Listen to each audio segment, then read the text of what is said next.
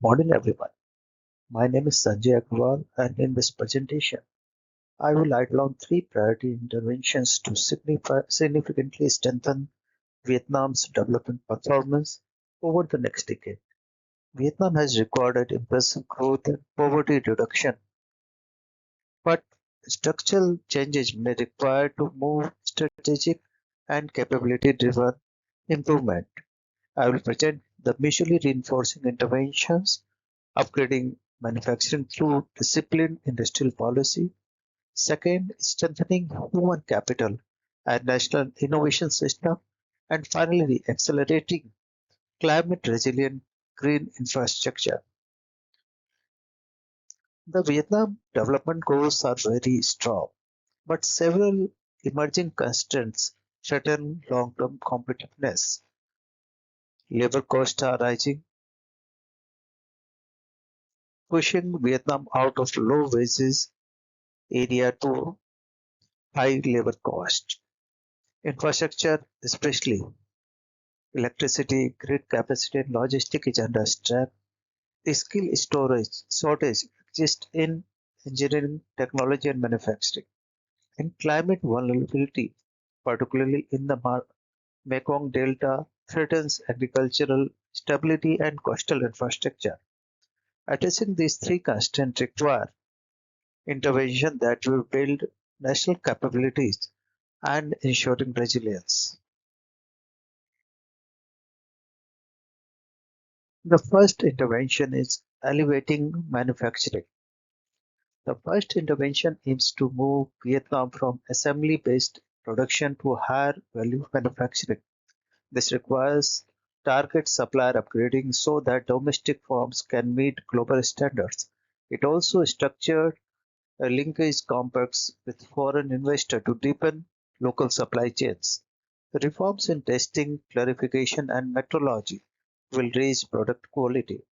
Finally, modernizing customs and logistics will reduce trade cost and improve delivery reliability.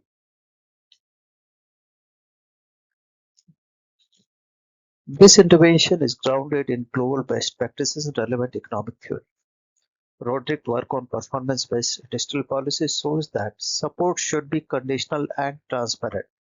Peter Egan concept of embedded autonomy highlights the importance of strong state-business collaboration while ensuring discipline. Economic complexity theory demonstrates that Vietnam must transition into more sophisticated, higher-value products than that are adjacent to its current capabilities. These ideas guide a practical approach to industrial upgrading. Now I'm talking about the intervention number two, that is strengthening human capital and innovation. The second innovation focuses on building Vietnam's domestic capabilities through human capital and innovation. A dual-track TV-net system with apprenticeship ensures that training is industry-aligned. Innovation vouchers help SMEs access university lab and technical services. This creates workforce and innovation ecosystem capable of supporting advanced industries.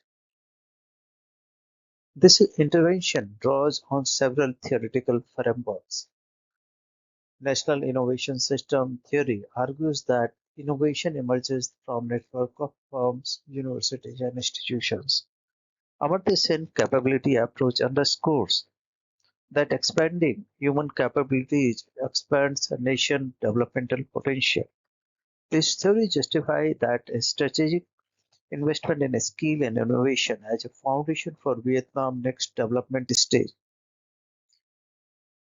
The third intervention addresses Vietnam's energy and climate challenges. Electricity shortage and grid congestion and climate risk threaten economic stability.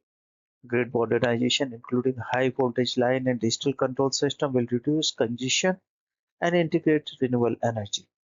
Battery storage and flexible power system are essential to support renewables. At the same time, Vietnam must invest in coastal resilience, salinity barriers, and climate-proof industrial zones to protect its long-term growth.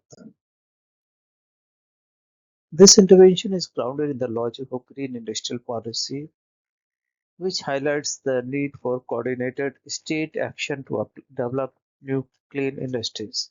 Public goods theory explains that why resilience and energy reliability requires co-investment. Institutional quality theory shows that how predictable rules, credible regulation, and effective implementation attracts long-term private investment in power, renewable, and climate adaptation projects. Together, these frameworks make a strong case for prioritizing climate-resilient green infrastructure.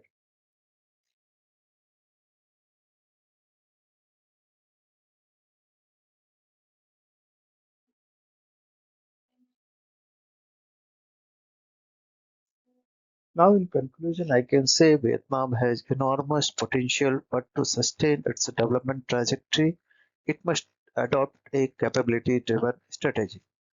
The three interventions which I have presented, industrial upgrading, human capital, and climate and innovative resilient infrastructure, are aligned with international evidence, relevant theoretical frameworks, and Vietnam Vision 2045. Together, they offer a practical and forward-looking pathway for Vietnam to achieve high income, resilient, and innovative led growth. Thank you very much for your attention.